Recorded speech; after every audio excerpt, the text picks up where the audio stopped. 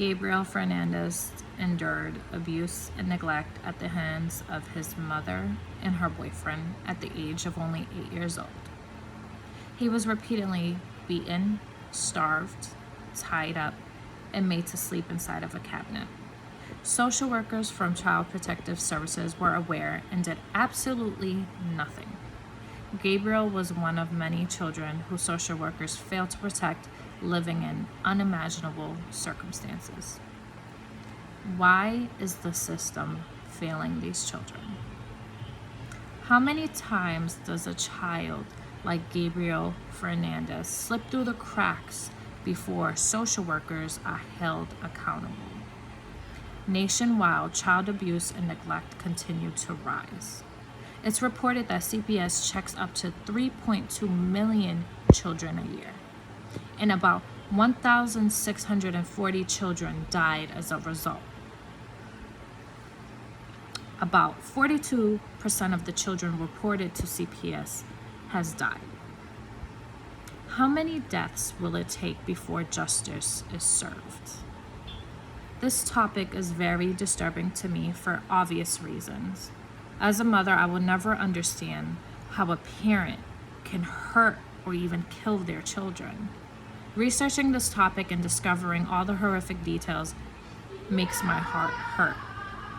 For these children, no child, let alone a human being, should have to endure what these children have endured. There shouldn't be a story like this at all. This shouldn't be common, but yet it is. This is the world that we live in now, and to me, that is a major problem. Social workers' requirements involve providing support and intervention for children's experience abuse and neglect. They determine whether the child is abused or at risk of being abused. The CPS social workers ignored Gabriel's bruises, his broken teeth. He had missing skin, a fractured rib. This boy had bruises from head to toe, and no one did absolutely anything.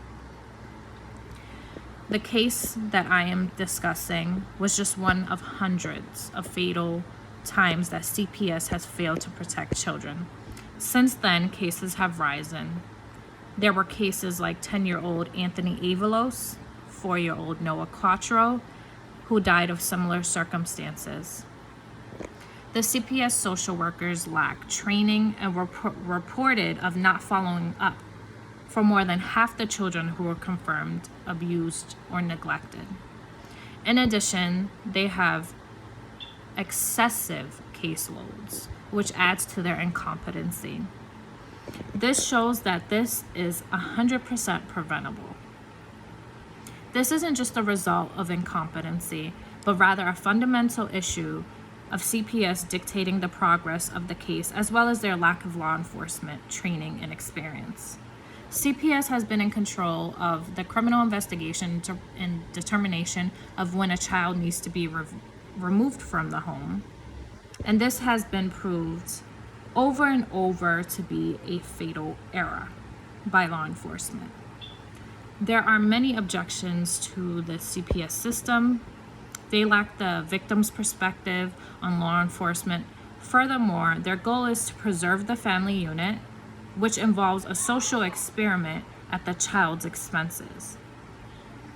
The rates of re-abuse are extremely high, and few of those experiments were shown to be successful. I say again that social workers need to be held accountable, and this should not go unnoticed. If a case like this continues to be acceptable, then more children will die.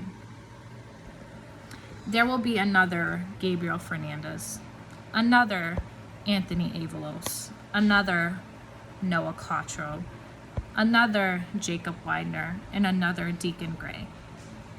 Holding social workers accountable and changing their philosophy of family presentation agenda would be a huge step for this country and even for the world. those children will finally have a voice.